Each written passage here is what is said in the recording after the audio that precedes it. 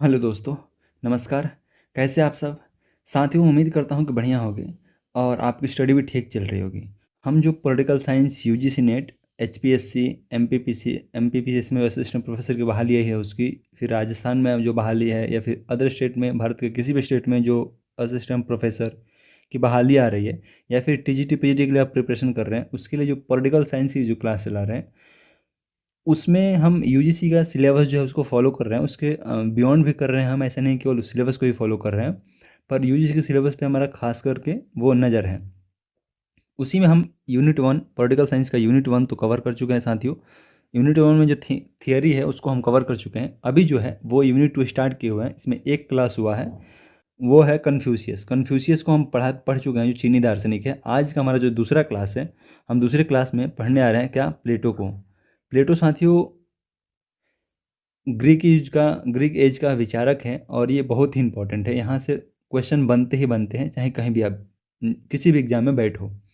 तो आज हम प्लेटो को बहुत ही डिटेल से देखने वाले साथियों। बस आप मेरे साथ बने रहिए। और नोट्स बनाने में साथियों कई किताबें पढ़ना पड़ता है, फिर वीडियो रिकॉर्ड करना पड़ता है, लिखना पड़ता है। तो इतना मेहनत अगर मैं कर रहा हूँ तो आप एक कमेंट और एक लाइक तो कर ही सकते हैं, अगर इससे कुछ फ़ायदा हो रहा है और मेरी मेहनत अगर आपको अच्छी लग रही है तो। चलिए बिना समय गंवाए स्टार्ट करते हैं साथियों।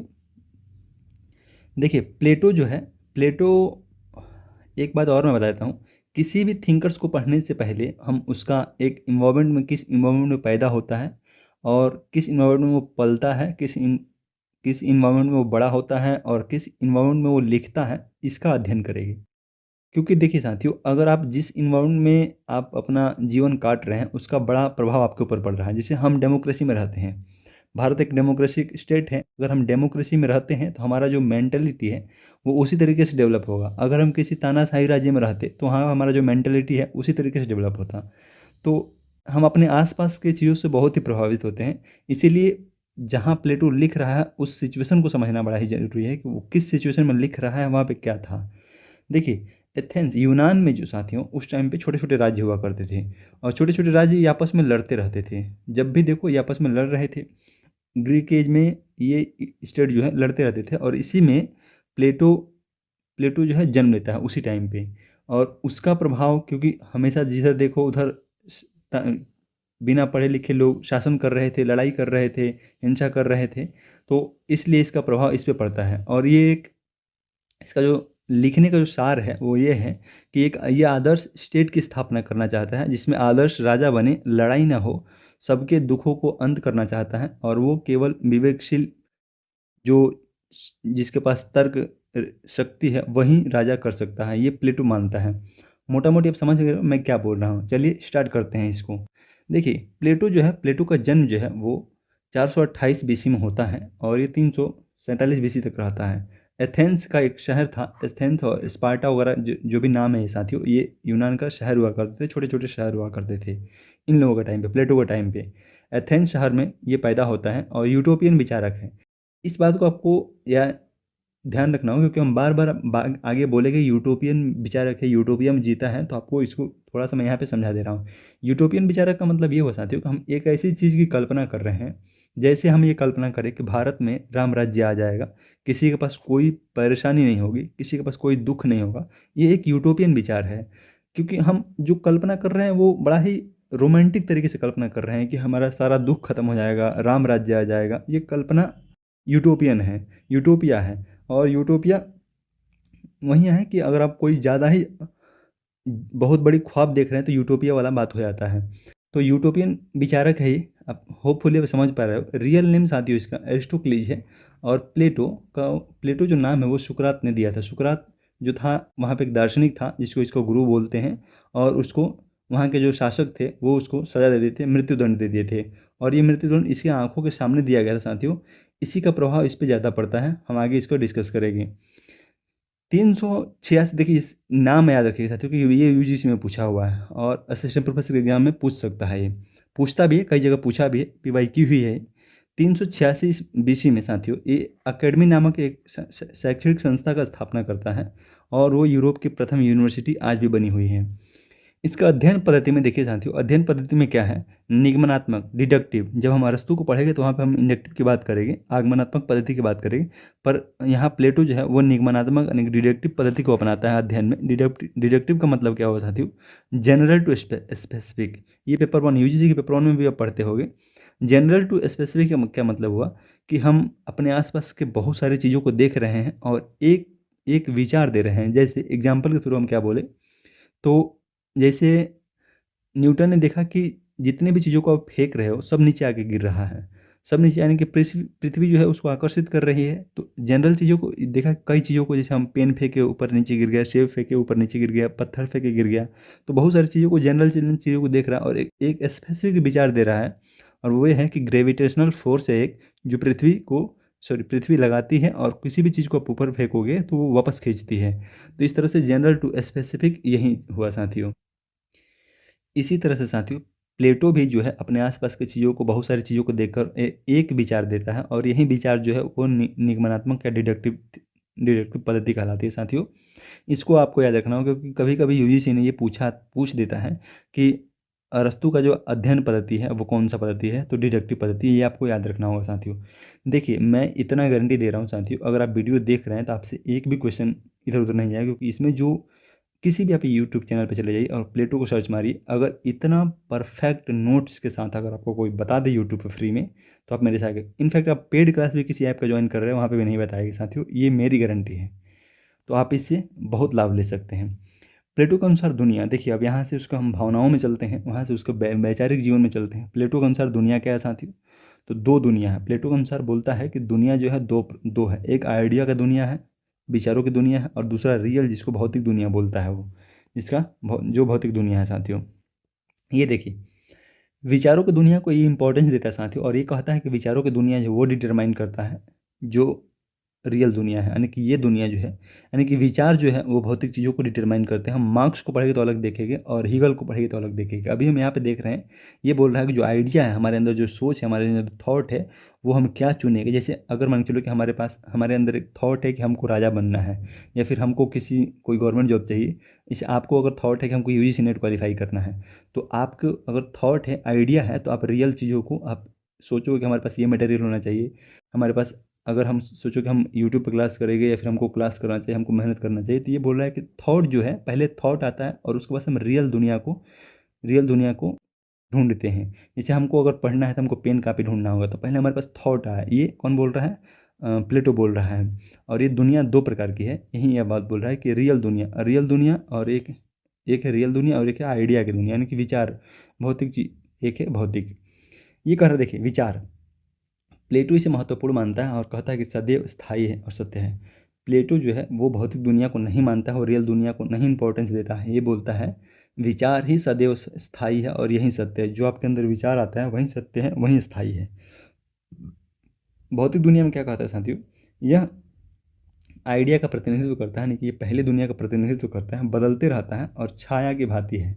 छाया की भांति, ये देखिए यहाँ पे ये जो है छाया किस तरह की, किस सेंस में बोल रहा है साथियों, तो ये देखिए ये एक कल्पना करता है कि मान लीजिए कोई गुफा है, और गुफा के अंदर जो है, गुफा के अंदर अगर बहुत सारे जो, जिसके पास नॉलेज नहीं है, जिसके पास शैक्षिक योग्यता नहीं है, वो गुफा के अंदर है, और गुफा के अंदर अगर एक लाइट जल रही है, तो ये लोग इसी को सूर्य मान लेते हैं, इसी को ये सूर्य मान लेते हैं, बाहर की दुनिया ये देख ही नहीं पाते हैं। यही ये बात बोलता है कि अगर भौतिक दुनिया में जो जी रहा है वो केवल गुफा के अंदर है, और जो लाइट जल रही है, अगर कोई बिजली का बल्ब जल रहा है, तो वो उसी को सूर्य मानते हैं। सूर्य असली दुनिया तो बाहर है, और वो उस चीज़ को देखे ही नहीं। इसी अगर बाहर की दुनिया देखना है तो आपको शिक्षा के माध्यम से ज्ञान प्राप्त करना होगा, रीजन जनरेट करना होगा, अपने अंदर तर्क शक्ति ले आना होगा, और तब आप छाया से, इस गुफा से बाहर निकलोगे तो आप रियल दुनिया को देख पाओगे। यही ये बात छाया की बात ही, ये जो बोल रहा है इसका मतलब यही हुआ साथियों। ये गुफा की कल्पना करता है, ये अपने अपने किताब में लिखता भी है, गुफा गुफा का सेंस देके वो, और लिखता भी है जो मैं बोल रहा हूँ। प्लेटो देखिए प्रभावित था साथियों, इसको आपको जानना जरूरी है, क्योंकि ये यूजीसी में एक बार पूछा हुआ है और आगे भी पूछ सकता है। प्लेटो प्रभावित था। परमेंडेज, ये जो है विचार स्थायी है, ये इसका विचार है साथियों। ये थिंकर्स है और इसका विचार है। हेराक्लिटस, ये जो है ये थिंकर्स है और इसका विचार है भौतिक परिवर्तनशील। ये कह रहा है कि विचार स्थायी होता है। उसी तरह से पाइथागोरस जो है वो कहता है कि ज्यामिति का ज्ञान, ये ज्यामिति ज्ञान देता है। सोक्रेट जो है वो आत्मा का गुण देता है। प्लेटो जो है इन सबसे, इन जो ये जो चार थिंकर्स दिख रहे हैं इनसे प्रभावित था, और इनका जो आइडिया है ये इनका आइडिया है, ये जो है इनका आइडिया है, ये इनका आइडिया है, और इसी आइडिया को ये प्लेटो इनसे अपना विचार जो है इनसे ही ग्रहण करता है और अपना विचार देता है साथियों। ये चीज़ें कहाँ से लेता है आपको याद रखना होगा कि कौन सी चीज़, जैसे पाइथागोरस से क्या लिया है ज्यामिति, सोक्रेटिस से क्या लिया आत्मा का गुण, इसी तरह से हेराक्लिटस से क्या लिया है वो भौतिक परिवर्तनशील का विचार जो लिया है। इसी तरह से आपको याद रखना होगा साथियों। आगे देखिए, आगे क्या कर मूल चिंतन प्लेटो ने इस ये आपको याद रखना, यही बात जो मैं बोल रहा था, प्लेटो इनसे ये विचार लिया है।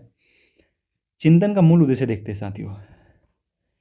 देखिए इसके चिंतन का मूल उद्देश्य ऊपर भी मैं आपको बता रहा था कि एक आदर्श स्टेट की रचना कर रहा है, यूटोपिया में जी रहा है, और एक आदर्श स्टेट की रचना ऐसा कर रहा है जहाँ पे कोई विधि नहीं होगा, कोई कानून नहीं होगा, पर लोग जो है वो शांतिपूर्ण ढंग से रहेंगे, न्यायपूर्ण रूप से रहेंगे। ये एक आदर्श की कल्पना कर रहा है, आदर्श राज्य की कल्पना कर रहा है। तो चिंतन का इसका मूल उद्देश्य क्या साथी, एक आदर्श राज्य की स्थापना करना, जिसमें शिक्षित शासक, यानी जो शासक होंगे वो शिक्षित होंगे। साम्यवाद की आगे हम पढ़ेंगे, साम्यवाद थियरी जो देता है, साम्यवाद की बात करता है, साम्यवाद होगा उसमें न्याय होगा, ये सब चीज़ें वहाँ पे उसका आदर्श राज्य में होगा। यह विचार अपनी कृति द रिपब्लिक में लिखता है साथियों। ये बुक का नाम आपको याद रखना होगा कि द रिपब्लिक किसकी बुक है, तो प्लेटो की बुक है। ये आपको याद रखना, हालांकि इसको हम बाद में देखेंगे कि कौन कौन सी इसकी किताबें हैं, तो ये आपको याद रखना होगा साथियों। और इसका उद्देश्य क्या है साथियों, एक आदर्श की रचना करना जिसमें शिक्षित शासक होंगे, साम्यवाद होगा, न्याय होगा, और सभी लोग शांतिपूर्वक रहेंगे। प्लेटो का व्यक्ति संबंधित विचार क्या है, जैसे कि हम लॉक को पढ़ेंगे तो वहाँ पे देखेंगे कि वो व्यक्ति को विवेकशील मानता है। उसी तरह से हाब्स को बोले तो वो व्यक्ति को स्वार्थी मानता है। तो प्लेटो व्यक्ति के बारे में क्या बोलता है, ये बात यहाँ पे बोला जा रहा है। प्लेटो देखिए व्यक्ति के अंदर 3 गुण बताता है साथियों, ये आपको ध्यान रखना होगा, क्योंकि ये बार बार न केवल जैसे हरियाणा पीसीएस में आपको अभी तो स्क्रीन टेस्ट हो रहा है, इसके बाद से मेंस का भी एग्जाम है, तो आपको ये जो नोट्स है साथियों, ये आपको मेंस लिखने का भी काम आएगा, क्योंकि आपको बहुत कंसाइज तरीके से इसको किया गया, कई किताब पढ़ के इसको निकाला गया है साथियों। तो ये आप अपने पास रखिएगा, इसको आप नोट्स अपने हैंड में बनाइए और अपने तरीके से इसको लिखिए, क्योंकि देखिए मैं पीडीएफ आपको दे दूंगा, पर पीडीएफ दे दूंगा तो उससे ज़्यादा प्रभावी आप इसका अध्ययन नहीं कर पाएंगे, इसीलिए आप अपने हाथ से बनाइएगा तो ज़्यादा ज़्यादा वो परफेक्ट होगा। देखिए प्लेटो बोलता है कि व्यक्ति के अंदर 3 गुण होते हैं, विवेक, साहस और वासना, रीजन, स्पिरिट और एप्टाइट। ये 3 गुण होते हैं साथियों, और ये 3 गुण जो होते हैं वो ही 3 गुण जो होता है राज्य के अंदर भी होता है। अब यहाँ से यूपीएससी एक क्वेश्चन पूछिए साथियों, जो यूपीएससी का पीवाईक्यू देखे होगा वो देखा होगा, यूपीएससी पॉलिटिकल साइंस में क्वेश्चन पूछिए कि राज्य जो है व्यक्ति का बृहद रूप है। कैसे कैसे कह रहा है कि एक व्यक्ति के अनुसार ही राज्य है, बस उसका बृहद रूप है, उसका बड़ा रूप है। तो प्लेटो बोल रहा है कि जो व्यक्ति के अंदर 3 गुण है, विवेक, साहस और वासना, जिसको इंग्लिश में रीजन, स्पिरिट और एप्टीट्यूड बोलते हैं, एप्टाइट बोलते हैं। इसी तरह से देखिए जिसके पास विवेक होगा वो शासक बनेगा, जिसके पास विवेक होगा वो शासक बनेगा, जिसके पास साहस होगा वो सैनिक बन जाएगा, और जिसके पास वासना होगा वो उत्पादन का कार्य करेगा। और यही 3 तो राज्य में होता है, शासक होगा, सैनिक हो गए और आम आदमी हो गए। तो इसी तरह से कह रहा है कि इसी को मिला के हम राज्य बोल देते हैं, इसी को मिला के हम राज्य बोलते हैं। तो कह रहा है कि जो व्यक्ति के अंदर 3 गुण होते हैं वही राज्य के अंदर भी 3 गुण है। यानी इस प्रकार क्या है, व्यक्ति जो है राज्य जो है वो व्यक्ति का एक बृहद रूप है। ये कौन बोल रहा है, प्लेटो बोल रहा है साथियों। ये आपको याद रखना होगा, जिसके पास विवेक होगा वो शास्त्र का काम करेगा, और ये डिसाइड कैसे होगा कि किसके पास विवेक है, किसके पास साहस है, तो इसके लिए वो शिक्षा का सिद्धांत देता है साथियों। और अभी हम देखेंगे नीचे शिक्षा का सिद्धांत क्या देता है। तो देखिए ये जिसके पास विवेक होगा वो शास्त्र का कार्य करेगा, जिसके पास साहस होगा वो सैनिक का कार्य करेगा, जिसके पास वासना होगा वो क्या करेगा, उत्पादन के कार्यों में लग जाएगा वो। और इसका जो न्याय सिद्धांत है साथियों, न्याय सिद्धांत में यही जो न्याय सिद्धांत है हम इसको यहाँ पे इसीलिए दे रहे हैं क्योंकि ये तीनों का काम जो है वो अपना अपना काम करे। ये तीनों किसी का काम है, जैसे साहस, अगर सैनिक जो है वो शासक के कार्यों में हस्तक्षेप न करे, उत्पादक वर्ग जो है वो सैनिक कार्यों में हस्तक्षेप न करे, या उत्पादक वर्ग जो दार्शनिक जो राजा है उसके कार्यों में हस्तक्षेप न करे। ये सब अपने अपने कार्यों का करे, अपने अपने कार्यों को ईमानदारी पूर्वक करे, उसी को प्लेटो क्या बोलता है, न्याय बोलता है, उसी को न्याय बोल देता है। तो इस प्रकार से न्याय का सिद्धांत जो है वो क्या है कि तीनों जो है, तीनों कौन कौन, जो शासक वर्ग है, जो सैनिक है और जो उत्पादक वर्ग है, ये तीनों अपने अपने क्षेत्र में काम करें और यही न्याय, इसका यही न्याय है, ये किसी कार्यों में हस्तक्षेप न करे, यही न्याय है इसके अकॉर्डिंग, प्लेटो के अकॉर्डिंग यही न्याय है। आइए क्या कह रहा है कि न्याय शिक्षा के द्वारा हो सकता है क्योंकि यह आंतरिक है। ये देखिए क्या कह रहा है, न्याय जो है शिक्षा के द्वारा हो सकता है क्योंकि ये इंटरनल चीज़ है, ये एक्सटर्नल चीज़ नहीं है। कैसे? तो ये जो है शिक्षा के द्वारा ही आप डिसाइड कर सकते हैं। अभी हम शिक्षा के सिद्धांत में देखेंगे कि विवेक किसके अंदर है, स्पिरिट किसके अंदर है, स्पिरिट किसके अंदर है और एपेटाइट किसके अंदर है, यानी कि वासना किसके अंदर है, ये आप शिक्षा के द्वारा ही डिसाइड कर सकते हैं।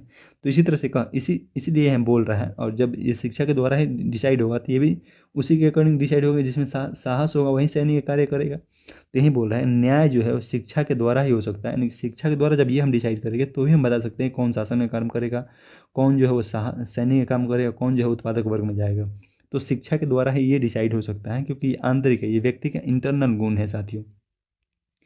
न्याय के दो स्टेज बताता है, एक इंडिविजुअल तौर पे, एक इंडिविजुअली न्याय कर सकते हैं आप इंडिविजुअल तौर पे, और दूसरा है सोशल सामाजिक स्तर पे, व्यक्तिगत स्तर पे, और दूसरा है सामाजिक स्तर पे।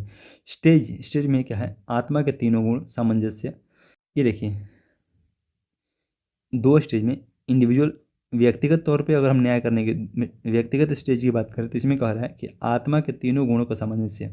अब देखिए यही बात बोल रहा है कि अगर हम व्यक्तिगत रूप से न्याय करने की बात बोले तो एक व्यक्ति के अंदर अगर विवेक है, साहस है और वासना है, तो इन तीनों में सामंजस्य बना के रखना है। किसी व्यक्ति में अगर ये है व्यक्तिगत तौर पर न्याय करना, तो इन तीनों में आपस में सामंजस्य बना के रखो, यही व्यक्तिगत तौर पर न्याय है।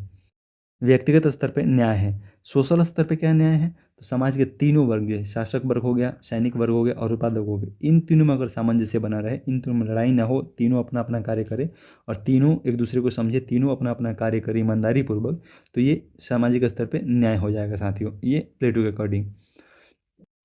प्लेटो का न्याय, ये देखिए कभी कभी क्वेश्चन पूछ देगा साथियों, मेंस के रूप में, लिखने के रूप में पूछ देगा। प्लेटो का जो न्याय है वो नैतिकता से है, जबकि प्लेटो का न्याय और आधुनिक न्याय में क्या अंतर है।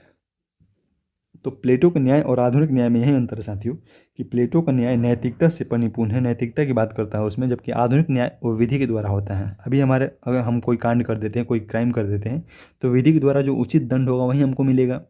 पर प्लेटो बोलता है कि नहीं, नैतिक रूप से न्याय होना चाहिए। और नैतिक रूप से न्याय किस तरीके से होना चाहिए, विवेक का कार्य, विवेक जिसमें वो शासक का कार्य करेगा, साहस जिसमें वो सैन्य कार्य करेगा, वासना जिसमें वो उत्पादन का कार्य करेगा, ये व्यक्ति नैतिक रूप का न्याय है प्लेटो के अकॉर्डिंग। जबकि आधुनिक न्याय क्या है, वो विधि के द्वारा होता है साथियों।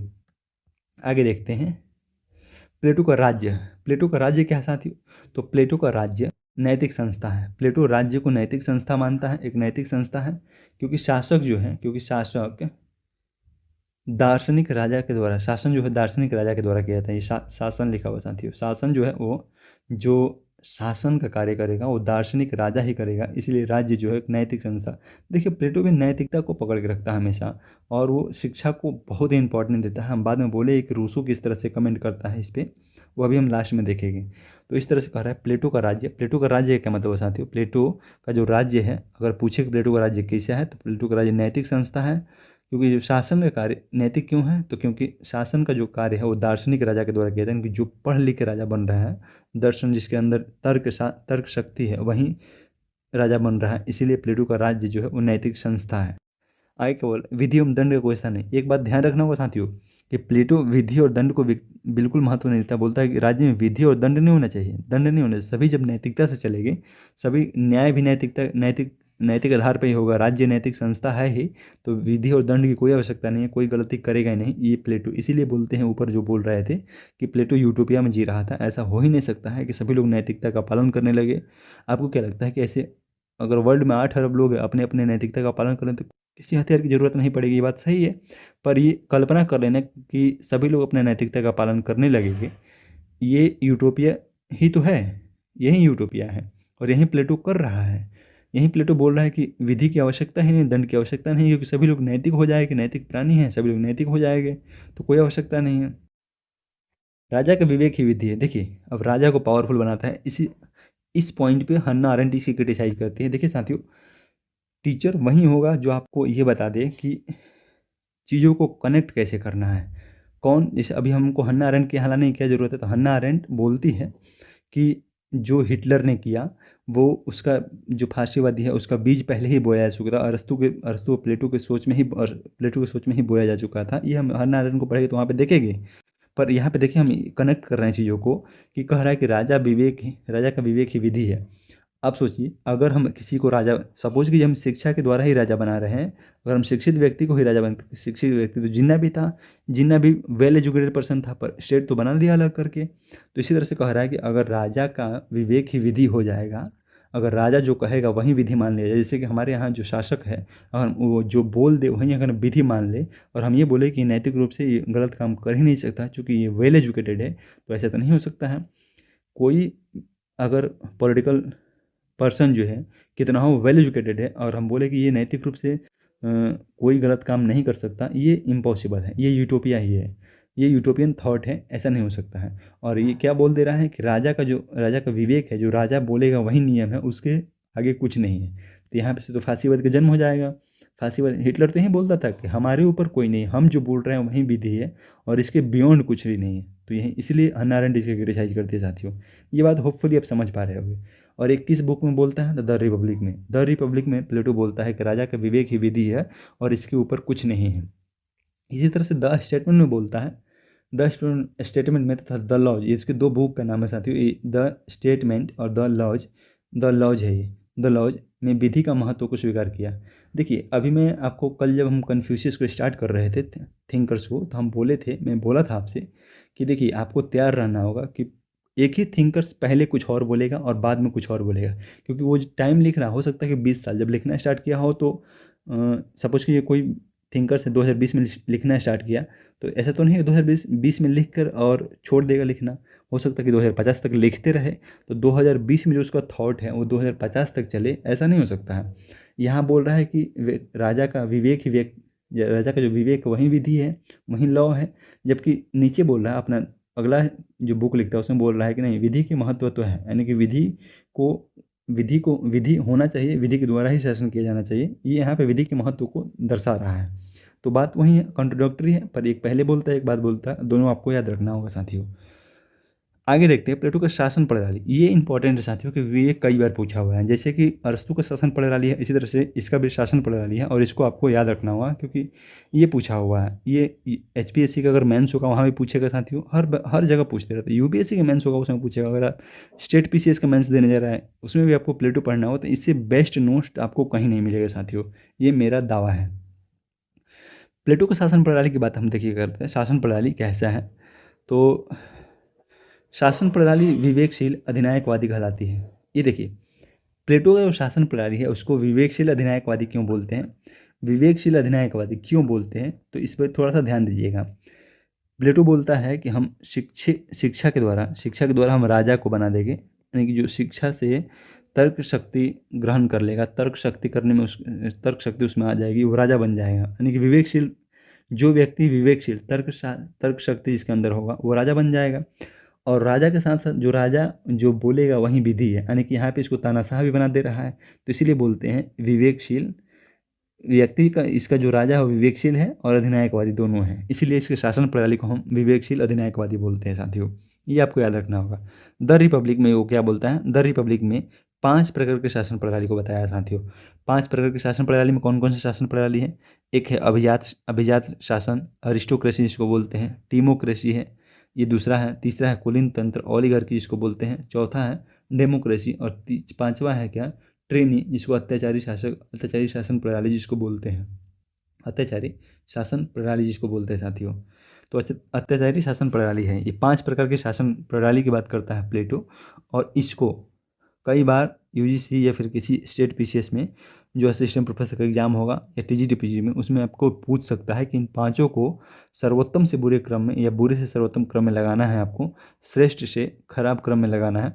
तो सबसे श्रेष्ठ किसको मानता है? हम दार्शनिक राजा के तब से ऊपर से बात करते आ रहे हैं, तो सबसे श्रेष्ठ उसी को मानता है जिसमें दार्शनिक राजा हो साथियों। तो दार्शनिक राजा किस में होगा? अभिजात शासन में, अभिजात शासन व्यवस्था में। अरिस्टोक्रेसी में क्या होगा? दार्शनिक राजा होगा। टीमोक्रेसी में नेता गुणहीन हो गए, ठीक है। अमीरों का शासन होगा इसमें, कुलीन तंत्र में। और प्रजातंत्र में निम्न वर्ग का शासन हो, अत्याचारी शासक इसमें रहेंगे। और सर्वोत्तम कौन है? सर्वोत्तम कौन है? अभिजात शासन। इसके बाद से कौन है? सबसे बुरा कौन है? अत्याचारी शासन प्रणाली। तो ये आपको लाइन से याद हो, नीचे लिखा भी हुआ है कि इस तरह से अगर बढ़िएगा, इधर से इधर बढ़िएगा तो आपको क्या होगा? अगर आप इस साइड से और इस साइड से इधर बढ़ रहे हैं तो सर्वोत्तम से बुरे की तरफ जा रहे हैं साथियों। यानी कि सबसे बेस्ट कौन है? अभिजात शासन, जिसमें दार्शनिक राजा का शासन होगा। सबसे खराब कौन है? अत्याचारी शासन प्रणाली, यानी कि जिसमें अत्याचारी राजा का शासन होगा। ये प्लेटो बोल रहा है। सेबाइन कमेंट करते हैं साथियों, प्लेटो पे बहुत थिंकर्स ने कमेंट किया, उसको हम एक एक करके देखेंगे और वो लास्ट में देखेंगे साथियों। सेबाइन यहाँ पे क्या बोलता है, इतना आपको ध्यान रखना होगा सेबाइन, क्योंकि ये क्वेश्चन कभी कभी यूजीसी ने पूछ देता है, पूछते रहता है। 100 क्वेश्चन में जो हम 20 क्वेश्चन उसमें जो है वो बुक और कोट से ही होता है साथियों, तो इसको आपको याद रखना होगा। सेबाइन बोलता है कि प्लेटो का दार्शनिक राजा को प्रबुद्ध अधिनायकवादी का। सेबाइन जो है प्लेटो का दार्शनिक राजा, प्लेटो का जो दार्शनिक राजा, वही बात है ऊपर जो मैं बता रहा था, वो प्रबुद्ध अधिनायकवादी है, यानी कि विवेकशील अधिनायकवादी हैं प्लेटो के जो राजा हैं। देखिए अब यहाँ पे वो प्लेटो बोलता है कि शिक्षा के द्वारा ही हम डिसाइड कर पाएंगे कि किसी में कौन सा गुण है, किस व्यक्ति में साहस है, किस व्यक्ति में तर्क शक्ति है और किस व्यक्ति में जो है वासना है। जो ऊपर हम बता रहे थे, यहाँ पे जो बता रहे थे, ये किस व्यक्ति में कौन सा है, तो शिक्षा के द्वारा ही डिसाइड कर सकते हैं। तो देखिए शिक्षा की बात करते हैं, अब इसका शिक्षा सिद्धांत जो है उस पर हम बात करते हैं साथियों। प्लेटो जो शिक्षा सिद्धांत है, रूसो यहाँ पे कमेंट करता है, द रिपब्लिक अभी तक का शिक्षा पर लिखा हुआ सर्वश्रेष्ठ ग्रंथ है। ये कौन बोल रहा है? तो रूसो बोल रहा है। रूसो एक थिंकर्स है जिसको हमको पढ़ना है, हालांकि यूजीसी के लिए तो जॉन जैक्स रूसो पढ़ना है, शायद यूजीसी के लिए भी पढ़ना है इसको, पर एमपीपीसी के सिलेबस में इसको मेंशन किया हुआ है, हरियाणा पीसी के सिलेबस में मेंशन किया हुआ है, तो इन सब के लिए हमको पढ़ना है। तो रूसो जो है वो क्या कमेंट करता है, द रिपब्लिक जो इसका बुक है वो शिक्षा पर लिखा हुआ सर्वश्रेष्ठ ग्रंथ है। बारकर क्या बोलता है साथियों, प्लेटो का शिक्षा प्रणाली अनेक न्याय सिद्धांतों का, सॉरी, उसके न्यायिक सिद्धांतों का तार्किक परिणाम है। इसको थोड़ा सा आपको समझना होगा। कह रहा है कि प्लेटो जो शिक्षा प्रणाली है उसके न्यायिक सिद्धांतों का ही तार्किक परिणाम है। और ये बात ये है कि ऊपर जो हम बोल रहे थे कि किसी भी व्यक्ति के अंतर्गत 3 गुण होता है और राज्य का भी 3 गुण होता है। इधर हम ऊपर जो बता रहे थे उसको आप देखिएगा एक बारी। यहाँ पे है क्या? तर्क, तर्क, यहाँ पे है साहस और यहाँ पे है वासना। इसमें कौन आएगा? शासक वर्ग आएंगे, इसमें सैनिक आएंगे, ठीक है, और इसमें उत्पादक वर्ग आएंगे। तो ये कह रहा है शिक्षा के द्वारा हम ये तीनों को डिसाइड करेंगे किसमें कौन सा है, और इन तीन जो अपना अपना कार्य है करेंगे तो वही न्याय है। तो यही बात ये बोल रहा है कि शिक्षा प्रणाली उसके न्याय सिद्धांत का, जो न्याय सिद्धांत देता है उसके करनी ही उसका ही तार्किक परिणाम है। कौन बोल रहा है? ये बारकर बोल रहा है। ये कथन आपको याद रखना होगा। शिक्षा के चरण की बात करता है साथियों, स्टेज ऑफ एजुकेशन की बात करता है प्लेटो। देखिए 6 स्टेज की बात करता है। 7 साल तक, जन्म से लेकर के 7 साल तक उसको नैतिक कहानियाँ सुनाई जाए बच्चों को। 7 से 17 साल तक संगीत और व्यायाम सिखाया जाए उसको। 18 से 20 साल का अगर हो, 2 साल उसको शारीरिक और सैन्य प्रशिक्षण दिया जाए। हम इसकी बात अभी कर रहे हैं। 21 से लेकर के और 30 साल तक गणित, खगोल शास्त्र और ज्यामिति सिखाया जाए। 31 से 35 साल तक दर्शन शास्त्र और तत्व मीमांसा सिखाया जाए। इस तरह से 36 से लेकर और 50 साल तक 15 साल जो है वो उसको शासन व्यवस्था का प्रशिक्षण दिया जाए। अब इन सारे स्टेज में जो टॉप करेगा उसी को क्या बनाया जाएगा? शासक बनाया जाएगा। देखिए प्लेटो का क्रिटिसाइज इसी आधार पर होता है कि प्लेटो का जो शिक्षा है वो जीवन भर चल रहा है। 50 साल तक यहाँ जो जीवन का औसत आयु है 60 साल है। 50 साल तक अगर हम शिक्षा करते रहेंगे, शिक्षा ग्रहण करते रहेंगे तो हम शासन कब करेंगे? इसलिए बोलते हैं प्लेटो जिस इन्वायरमेंट में लिख रहा है उस इन्वायरमेंट में घुस को प्लेटो को पढ़ना ही उचित है। अभी के पर्यावरण में, अभी के परिप्रेक्ष्य में अगर हम इसको देखना चाहें तो हम यहाँ पे नहीं पढ़ सकते हैं इसको। तो यहाँ पे देखिए एक बोल रहा है कि 50 साल तक आपको शिक्षा ग्रहण करना हो तब जाके आप शासक बनने के योग्य हो पाइएगा, नहीं तो नहीं हो पाइएगा। यहाँ तक पढ़ते रहिए। यहाँ पे आपको एक टेस्ट करने के लिए बोल रहा है ताकि ये डिसाइड हो सके किस में तर्क है, किस में साहस है और किस में वासना है। इसके लिए क्या करना होगा, यहाँ पे आपको जब 20 साल का होइएगा तो आपको एक टेस्ट देना होगा और टेस्ट में अगर आप सफल होते हैं तो आप आगे बढ़ जाइएगा। यानी कि अब 2 कैटेगरी जो आगे बढ़ रहा है, कौन कौन सा? तर्क और साहस वाला। बाकी अगर यहाँ पे फेल हो जा रहे हैं तो आपको उत्पादन कार्य में यहाँ पे लगा दिया जाएगा, यानी कि आप तीसरे कैटेगरी में चले जाएंगे। आप किस कैटेगरी में चले जाएंगे? तीसरे कैटेगरी में चले जाएंगे, यहाँ पे उत्पादन कार्य में लगा दिया जाएगा। इसके बाद से फिर से 30 साल पे एक टेस्ट होगा साथियों, और 30 साल पे अगर आप असफल होते हैं तो आपको सैनिक कार्य लगा दिया जाएगा, सैनिक कार्यों में लगा दिया जाएगा। यानी कि आपको सैनिक कार्य दूसरे स्टेज में, साहस आपके अंदर है तो दूसरे स्टेज में आपको लगा दिया, दूसरे जो सैनिक कार्य है उसमें लगा दिया जाएगा। इसके बाद से आगे बढ़िएगा तो यहाँ पे अगर आप 50 साल तक शिक्षा को ग्रहण करते हैं तो आपको शासक बना दिया जाएगा। ये आपको स्टेज थोड़ा बहुत याद रखना होगा, बहुत अंदर तक घुस के नहीं देखना है, बस थोड़ा बहुत आपको एक नज़र देखिएगा नोट्स को तो आपको याद रह जाएगा साथियों। प्लेटो के साम्यवाद की बात करते हैं साथियों। साम्यवाद में क्या है तो देखिए, यूनानी नगर राज्य उस टाइम पे जो नगर छोटे छोटे ऊपर जो मैं बता रहा था कि छोटे छोटे ऊपर राज्य हुआ करते थे यूनान में, तो वो दो प्रकार के राज्य हुआ करते थे उस टाइम पे। कौन कौन से थे? अरे अमीरों का अलग होता और गरीबों का राज्य अलग था। ये प्लेटो देखता है और इसी को ऑब्जर्व कर रहा है वो। देखिए साम्यवाद का उद्देश्य क्या बता रहा है यहाँ पे, देखिए ये गरीबों का राज्य है, या अमीरों का राज्य है, दो राज्य है, इनके पास बहुत ज़्यादा प्रॉपर्टी है और यही काम वहाँ पे देख रहा है कि शासक का कार्य यहीं लोग कर ले रहे हैं, हर चीज़ को यहीं डिसाइड कर रहे हैं।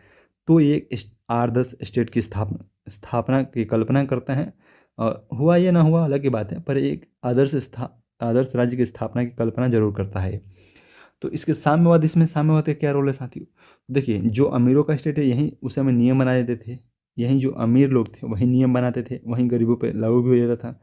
अब ये बोल रहा है कि नहीं, साम्यवाद को लागू करो, स्टेट में साम्यवाद का लागू करो। और साम्यवाद में क्या करना है कि जो शासन का कार्य करेगा, जो शासन का कार्य करेगा शासन का कार्य करेगा प्लस जो सैनिक काम करेगा, जो सैनिक काम करेगा वो प्रॉपर्टी नहीं रखेगा, परिवार नहीं रखेगा। इसका साम्यवाद का मतलब ये हुआ कि जो शासक का कार्य कर रहा है, जो सैनिक का कार्य कर रहा है, उसके पास परिवार नहीं होगा, उसके पास कोई प्रॉपर्टी नहीं होगा। शासक तथा सैन्य वर्ग को परिवार तथा संपत्ति से दूर रहना होगा ताकि उद्देश्य पूर्ति में बाधा ना आए। ये कह रहा है कि शासक वर्ग और सैनिक वर्ग अगर ये प्रॉपर्टी इकट्ठा करने में लग जाए, परिवार पर ध्यान देने में लग जाए तो अपना कार्य अच्छे से नहीं कर पाएगा। इसीलिए इसको प्रॉपर्टी और परिवार नहीं चाहिए, प्रॉपर्टी और परिवार से दूर रहना चाहिए। देखिए साथियों, जब इसके बुक को पढ़िएगा तो वहाँ पे थोड़ा सा ये एडवांस बोल जाता है जो कि पॉसिबल ही नहीं है। ये बोलता है कि औरतों को, प्लेटो बोलता है कि औरतों को आप एक जगह रखो, सारी औरतें जितने भी स्टेट की, क्योंकि वो छोटे छोटे स्टेट की कल्पना करता है, जितने भी स्टेट है सारे औरतों को एक साथ रखो, पुरुष आएंगे और इनके साथ सहवास करके चले जाएंगे। इनको नहीं पता होगा, इनसे जो बच्चे पैदा होंगे इनको नहीं पता होगा कि इसके जो पिता है वो कौन है, यहाँ तक बोलता है। और जो बेटा होगा, जो बच्चा होगा, उसको स्टेट लेके जाएगी और फिर से स्टेट शिक्षा के द्वारा ये डिसाइड करेगी कि कौन शासक बन सकता है, कौन सैनिक बन सकता है और कौन वासना का यानी कि उत्पादन का कार्य कर सकता है। सोचिए अगर ये कितना खराब सोच दे रहा है वो, कि महिलाओं को एक जगह रखो और कोई भी पुरुष आएगा और सहवास करके चला जाएगा, बाकी पिता कौन होगा किसी बच्चे का वो नहीं जानता है, जो बच्चे होंगे उसको स्टेट लेके जाएगी। तो ये थोड़ा सा एक्स्ट्रा बोल देता है और इसीलिए इसको यूटोपियन थिंकर्स भी बोलते हैं। तो यूटोपिया में ही जीता है, क्योंकि ये पॉसिबल ही नहीं है। कोई भी महिला इस तरह से नहीं कर, कोई भी नहीं कहीं भी नहीं रह पाएगी। ये तो आत्मसम्मान की बात हो जाती है। कि ये प्लेटो बोल रहा है साथियों, मैं नहीं बोल रहा हूँ। तो यहाँ पे साम्यवाद का मतलब है, प्लेटो के साम्यवाद का मतलब है शासक वर्ग और सैनिक वर्ग के पास कोई प्रॉपर्टी नहीं होगी, कोई परिवार नहीं होगा। हाँ, अगर आपको परिवार की ज़रूरत है तो आप जाओ फिर यहाँ पे, और यहाँ पे जो भी है वो जो प्लेटो बोल रहा है उसके अकॉर्डिंग हो और फिर आप अपना कार्य में लगे रहो। इसके पास परिवार की ज़रूरत नहीं साथियों, और प्रॉपर्टी तो आपको बिल्कुल नहीं चाहिए, ये प्लेटो बोल रहा है। निजी संपत्ति, देखिए दोनों को निजी संपत्ति का अधिकार नहीं होगा, ये बात प्लेटो बोल रहा है साथियों। निजी संपत्ति की बात समझ में आती है कि चलो ठीक है, शासक वर्ग को निजी संपत्ति से दूर रहना चाहिए, सैनिक वर्ग को निजी संपत्ति से दूर रहना चाहिए, पर परिवार से ये थोड़ा सा एक्स्ट्रा हो जाता है और इसीलिए इसका क्रिटिसाइज बाद में किया जाता है साथियों।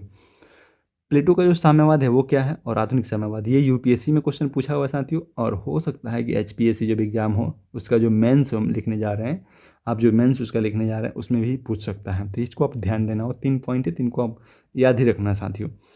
प्लेटो का साम्यवाद है पूरे समाज पे लागू नहीं होता है। प्लेटो का समाज यानी कि उत्पादक जो वर्ग है उस पर लागू नहीं होता है। कौन से वर्ग पे लागू होता है? तो शासक वर्ग जो उसके पर लागू होता है, शासक का काम जो करेगा और सैनिक का काम करेगा उस पर लागू होता है। जबकि आधुनिक समाज पूरे समाज पे लागू होता है। आधुनिक साम्यवाद जो है पूरे समाज पे लागू होता है, किसी पर्टिकुलर कैटेगरी के समाज पे लागू नहीं होता है। राज्य को सशक्त बनाना चाहता है। इसका साम्यवाद का उद्देश्य क्या है कि राज्य एक सशक्त राज्य बने, एक आदर्श राज्य बने। जबकि आधुनिक साम्यवाद का क्या है? वर्ग विहीन और राज्य विहीन समाज हो जाए, जिसमें कोई वर्ग ना हो, जो कोई क्लास ना हो, कोई स्टेट ना हो, वो समाज में, उसको आधुनिक समाजवाद लाना चाहता है। जबकि यहाँ पे क्या है, ये सशक्त राज्य बनाना चाहता है। नैतिकता के आधार पर इसका साम्यवाद नैतिक रूप से जो शासक वर्ग हो गए और जो सैनिक वर्ग हो गए वो अपना प्रॉपर्टी छोड़ देंगे, अपना जो है प्रॉपर्टी से दूर रहेगा, अपने परिवार से दूर रहेगा, परिवार नहीं होगा। पर यहाँ पे आर्थिक रूप से साम्यवाद का समर्थन, ये जो आधुनिक साम्यवाद है वो आर्थिक रूप से साम्यवाद लाने की बात करता है। जब हम मार्क्स को पढ़ेंगे तो वहाँ पे देखेंगे इसको। समाजवाद जब यूनिट 1 में हम पढ़े थे तो वहाँ पे भी देखे थे।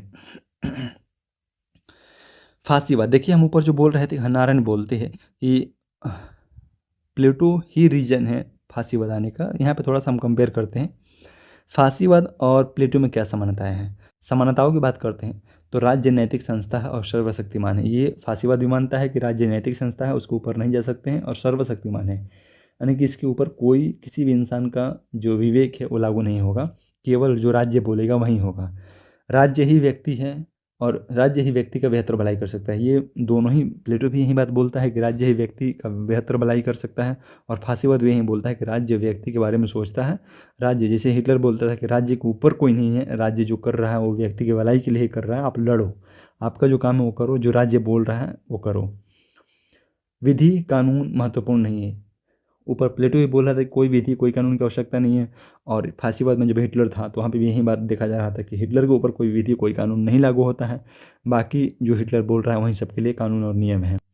लोकतंत्र विरोधी है, ये भी लोकतंत्र को नहीं मानता है। कौन? प्लेटो। और फांसीवाद तो लोकतंत्र का सवाल ही नहीं क्रिएट होता है। कुछ असमानताएं भी है साथियों। असमानताओं में क्या है? प्लेटो का जो राजा है वो फांसी नैतिक रूप का, नैतिक है, दार्शनिक है, वो तर्क के साथ शासन करेगा, न कि हिंसा के द्वारा, धूर्तता के द्वारा। जबकि फांसीवाद का राजा है वो धूर्त है, चालाक है, जो हिटलर था वो धूर्त है, चालाक है, वो लोगों को धोखा देकर झूठ बोल के शासन कर रहा है। प्लेटो महिलाओं को सरकार वर्ग में शामिल करता है, जबकि फांसीवादी महिलाओं को मशीन मानते हैं। फांसीवादी जो है, हिटलर जो था, महिलाओं को मशीन मानता था और कुछ नहीं। उग्र राष्ट्रीयता नहीं, प्लेटो में क्या था? उग्र राष्ट्रीयता नहीं, जबकि उग्र राष्ट्रीयता का समर्थन कौन करता है? फांसीवादी बोलते हैं। प्लेटो नैतिक रूप से शासन करना चाहता है, और जैसे हिटलर था कि वो लड़ने की मारने की बात करता था, मरने मारने की बात करता था, तो वो उग्र राष्ट्रीयता का समर्थक करता था साथियों। प्लेटो का कुछ कथन है साथियों, इसको आपको याद रखना होगा। अज्ञानता ही सबकी सब अज्ञानता सभी बुराइयों का जड़ है, ये प्लेटो बोल रहा है साथियों। ये कथन आपको याद रखना होगा, क्योंकि बहुत बार यूजीसी पूछते रहता है कथन। वे राज्य सुशासित होते हैं जहाँ शासक शासन करने का न्यूनतम इच्छा रखता हो। अब देखिए, हम इसे चाहे तो उदारवाद से जोड़ेंगे, जहाँ पे स्टेट को लिमिटेड रखा जाता है, पर उतना करने की जरूरत नहीं, क्योंकि इसका कथन है, तो कथन आपको याद रखना होगा कि वे राज्य सुशासित होते हैं जहाँ पे शासक जो है वो शासन करने के न्यूनतम इच्छुक हो। औषधि के किसी चिकित्सक को औषधि के किसी पुस्तक के साथ सीमित कर देना मूर्खता है। देखिए, यही बात बोल रहा है कि व्यक्ति को उसके विचारों के, उसको खुला छोड़ दो, वो जो है सोचेगा कि वो, सपोज करो कि हम कोई व्यक्ति है, इसको हम इतना दूर में घेर कर रखें तो उसका होलिस्टिक तरीके से कभी विकास हो ही नहीं पाएगा। तो ये बोल रहा है किसी पुस्तक के, जैसे किसी औषधि के कोई चिकित्सक है, उसको पुस्तक तक ही सीमित न रखो, उसको बाहर सोचने की क्षमता जो है उसको पुस्तक से बाहर भेजने की कोशिश करो, ताकि वो बाहर की दुनिया देखे और बाहर की दुनिया सीखे और पुस्तक तक सीमित ना रहे। ये बात कौन बोल रहा है? प्लेटो बोल रहा है। कुछ बुक्स है साथियों, और उसका कोर थीम, सेंट्रल थीम्स है, इसको आपको याद रखना होगा, क्योंकि ये यूजीसी में एक दो बार पूछा हुआ है कि कौन से बुक में क्या बोलता है। एपोलॉजी, इसमें अपने बचाव में सुकरात का भाषण है साथियों, ये प्लेटो लिखता है, पर इसमें जो है इसका थीम क्या है ये आपको याद रखना होगा। क्रीटो, राजनीतिक दायित्व की अवज्ञा एवं अवज्ञा, राजनीतिक दायित्व एवं अवज्ञा की बात करता है। द रिपब्लिक में न्याय, शिक्षा, साम्यवाद का सिद्धांत देता है। ये वीवीआई पे रखी साथियों। द रिपब्लिक का कोर थीम्स क्या है? स्टेट्समैन, ये किसका है? ये भी उसका बुक है। द स्टेट में सरकार के प्रकार की बात करता है। द लॉज में ये रूल ऑफ लॉ की बात कर, देखिए यहाँ पे कुछ और बोल रहा था, यहाँ आते रूल ऑफ लॉ की बात करने लगा था। आर डब्ल्यू इमर्सन का कथन है साथियों, इसको आपको याद रखना होगा। आर डब्ल्यू इमर्सन का कथन क्या है?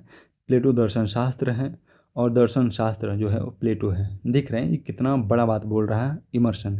इसका समर्थक साथियों, ये जो है समर्थक है इसका, प्लेटो का समर्थक है, और बोल रहा है प्लेटो दर्शन शास्त्र है और दर्शन शास्त्र प्लेटो है। प्लेटो से वे सारी चीज़ें आती है, प्लेटो से वे सारी चीज़ें आती हैं जो अभी तक विचार के पुरुषों के बीच लिखित और बहस में है। ये देखिए, प्लेटो को बहुत बढ़ा चढ़ा के बोल रहा है, और इसका कथन है, आपको इसको याद रखना होगा। कार्ल पापर का कुछ कथन है साथियों, इसको भी आपको याद रखना होगा। क्या कार्ल पापर क्या बोलता है प्लेटो के बारे में? ये इसका विरोधी है साथियों, ये विरोधी है प्लेटो का। कोई या तो प्लेटोनिक हो सकता है, यानी कि प्लेटो जो लिखता है उसमें कुछ इंटरेस्टिंग चीज़ वो कर सकता है, या फिर प्लेटो का विरोधी हो सकता है, लेकिन गैर प्लेटोनिक कुछ भी नहीं है। यानी कि जितने भी थिंकर्स है या तो प्लेटो के बारे में लिखते हैं या प्लेटो के विपरीत लिखते हैं, पर गैर प्लेटोनिक कोई भी नहीं हो सकता है। प्लेटो से परे जाकर कोई नहीं सोच सकता, क्योंकि प्लेटो को बहुत बड़ा दार्शनिक मान रहा है।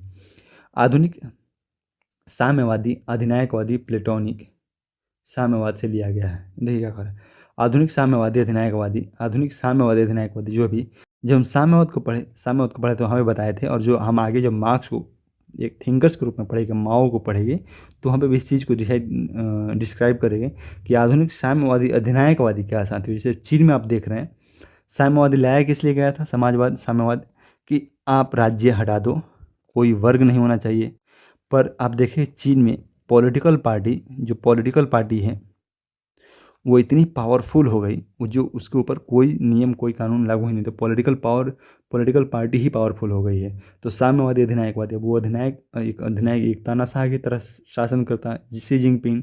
तो इसीलिए बोल रहा है कि आधुनिक जो साम्यवादी अधिनायकवादी है वो प्लेटोनिक साम्यवाद से लिया गया है।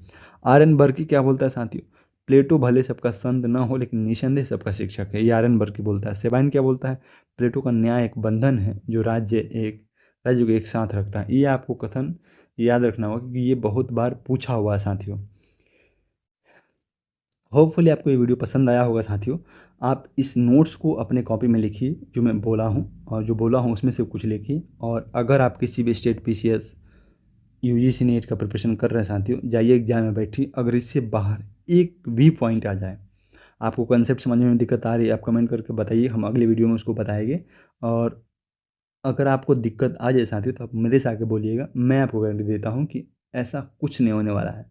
UGC में आप 85 क्वेश्चन प्लस कर सकते हैं केवल इस नोट्स से साथियों, क्योंकि इसमें कुछ नहीं छोड़ा गया है।